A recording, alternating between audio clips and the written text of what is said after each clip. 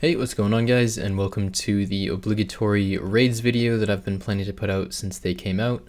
I did quite a bit of raiding for the first 4 days of raids, and I figured I would record at least a fair amount of the loots and just make a video talking about it in general. I think I did somewhere around 60 or so raids in total. I recorded maybe 30 of the loots because I'm just bad at recording things, but I got enough to at least fill up some time in a video, which is good, and I think I recorded almost all of the uniques that I saw, so that's a good thing also. So starting with day 1, I did get up at about 5 a.m.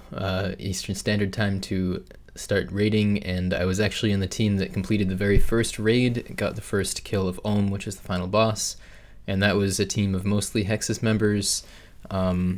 And that was pretty fun. It was funny the fact that Hexus team got the first raid completed, even though we're not at all a PVM clan, but it was probably a lot of just luck. I mean, we probably got a pretty good raid. I don't really even remember it, and our strategy, we had no idea what was going on, so our strategy for Ohm was just to keep dying until we eventually killed it, which is what we did for the first, maybe even the whole first day. I don't really remember exactly, but we were doing a suiciding strategy for a while, which turned out to not be the greatest, because when you die you lose points, and points are what get you money, and money is kind of the primary objective of raids. So yeah, you'll definitely see my gear setup and little strategies here and there change quite a bit throughout the video as time goes on. And I think I did record one of the last few raids that I did last night, which was with the setup I've been using most recently, which I'm pretty happy with, but these earlier clips are setups that I've just been, testing as time goes on. The Ellie fortunately is not mine. It belonged to Bambrick, but thanks to him for letting me borrow it. So yeah, our initial strategy was just to suicide because we thought that it would be too difficult otherwise. Oh yeah, and there's the first unique we saw. I think it was the first unique we saw, though. Maybe we saw Harpoon first, but we got a Dragon Hunter crossbow, which I think sold for around 43 mil or something like that. We just took it to the G and sold it right away. And actually it's gone up since then, which is kind of awkward. A lot of the raids rewards have gone up since release, which is something that we've seen happen before. But yeah, I put it into the G for 40 mil, and it insta-sold for 43 mil, 43.4, so that was decent. We did split that one. I think it was a 7-man. We were doing mostly 7-man raids for a while, but yeah, we split that one, and we weren't, in the future after that, we weren't splitting any drops unless they would be at least 10 mil per person, which is what we're still doing. And well, I'm kind of done with raids now, but is what we would still be doing. And the reason that we did mostly 7-man raids once we started to get things figured out a bit, because if you have more than 7 people, then Ohm has 4 phases, but if you have fewer, then it has only 3 phases. I don't know if it ever gets as high as 5 or whatever, but I've never really been in a raid larger than 12 maybe. So yeah, we did mostly 7-man raids, which worked pretty nicely. We had enough people to get everything done pretty easily, and once we got further along and got a bit more experience, we were doing mostly 5-man raids, just because splits would be better and we could still get good times and everything.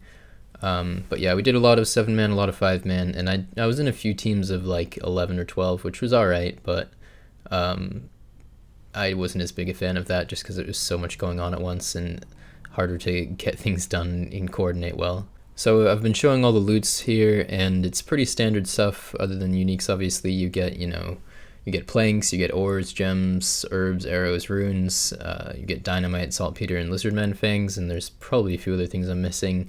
And then as far as the unique drops, there's the Dragon Harpoon, which is probably the most useless and I think is the cheapest. It is only able to be used for fishing sharks and then swordfish and tuna. So it's not particularly useful, but I guess if you want to fish those, then it's good to have because it does make you fish faster.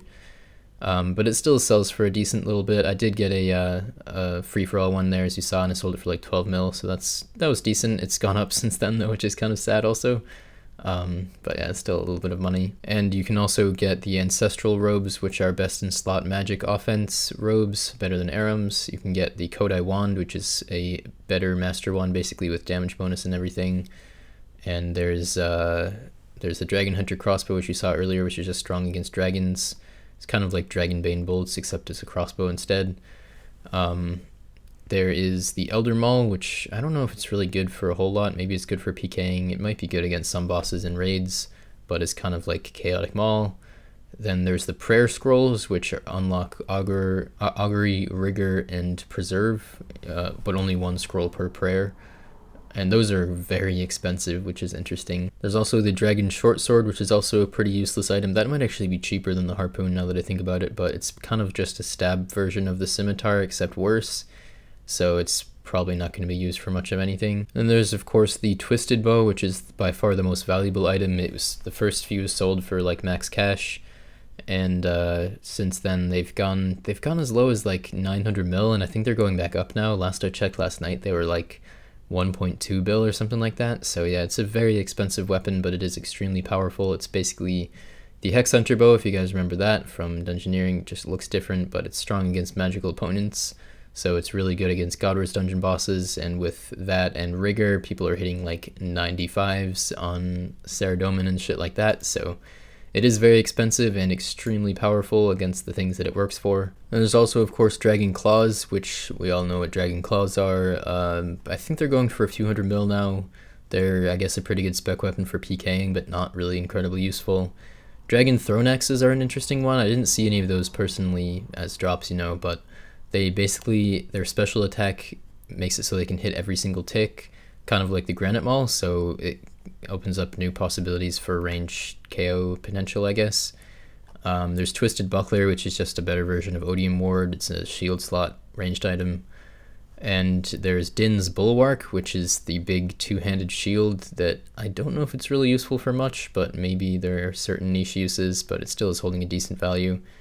There's something called Dark Relics, which are kind of shitty. They're just like XP lamps that you can only put into combat skills and only give you like 5k XP. It might actually depend on your level, it probably does, but yeah. And then there's apparently a pet named the Omelet, which I don't think anybody's ever gotten so far, so that's kind of awkward. I don't know if it's in the game, like if they forgot to make it so that people can get it or what, but either that or it's ridiculously rare, so rip Casey on that one. But I saw a thing on Twitter, somebody like found it and loaded it from the cache, and it looks kind of terrible, so if anybody actually ever gets one, hopefully they make it look better. But yeah, towards the end there, I think that the raid setup that I'm most content with is using Void, and I just use Void range and melee, and then I bring like Arams and Occult and stuff for maging. You need to have all three combat styles for things throughout the raids, and even just for the final boss. And you want to have a fair amount of space open to bring brews and other potions and stuff like that. You want to have a pickaxe for certain rooms and a hatchet. You can have a shitty hatchet and drop them and get an extra inventory space at the end. And you want to have runes. Some people need to bring runes for Ice Barrage. Some people need to bring runes for water spells for the final boss. And then it's good to have some people with Venge if they choose to bring it, but not a big deal. And we were using Ruby Bolts for a while, but then they got nerfed. Ruby Bolts were really good in there because everything has such high HP that you can hit like 200s on a lot of things with their spec, but then they nerfed it so the max is 100 on everything, which is not so great. So we just started taking Diamond Bolts after that, which still worked alright, just not quite as good. And Blowpipe is good against certain things too. Our average times definitely decreased over time. For a while we were getting mostly like 50-minute to an hour raids, sometimes slower than 50 minutes, and in the last day or two we've been getting quite a few sub 40s.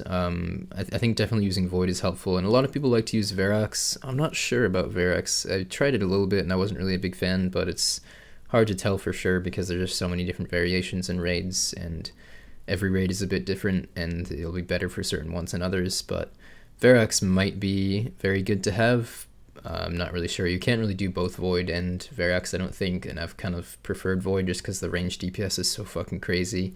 Yeah, that's mostly what I've been working with, and it's been really fun. I mean, I did a lot of hours of raids. Like the first 4 days, I did like 15 hours a day of raids, and it was a very different experience from anything that I'm used to in RuneScape, because for me it's very much a solo game, and there isn't really much in RuneScape that you need to have good communication with other people to be able to do effectively. With raids you really do. Like there's not really any other boss in RuneScape that you need to be on like a Discord channel to communicate with people in order to do well, but with certain things in raids you really do.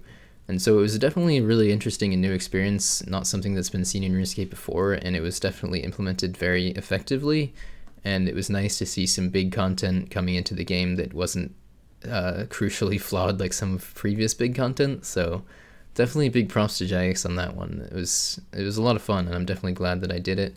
I was really dry for a while, but fortunately the reason that I stopped raiding is because last night I hit a very nice drop, got it in my own name. My team, a 5-man team, we hit a prayer scroll finally. The first like 5 or 6 all of the unique drops that I saw until then were really low value ones, but the prayer scroll is the second most expensive, and it ended up selling for 530 mil. I think one of them sold for as high as like 600 mil, but we just wanted to get it sold before the end of the night, so we were lowering the price slowly, and so that ended up being 106 mil per person, which is a very nice split, and it means in total I think I profited around like 120, 130 mil from raids, including that, a couple other uniques, and you know, the regular drops basically just pay for your supplies. That's about it. But yeah, it probably was like 60 or 70 hours worth of raiding, and made about 120 or 130 mil, so it's decent. I mean, if I just camped Zelda, I would have made more, but it was a lot more fun anyways, and still brought in a bit of money, and I'm definitely glad that I did it, and I just wanted to share that with you guys. So hopefully you enjoyed the video. Thank you for watching. I will be back to skilling now, probably just gonna be runecrafting again for a while, but hope you enjoyed this video. Thank you for watching, and I will see you guys all later.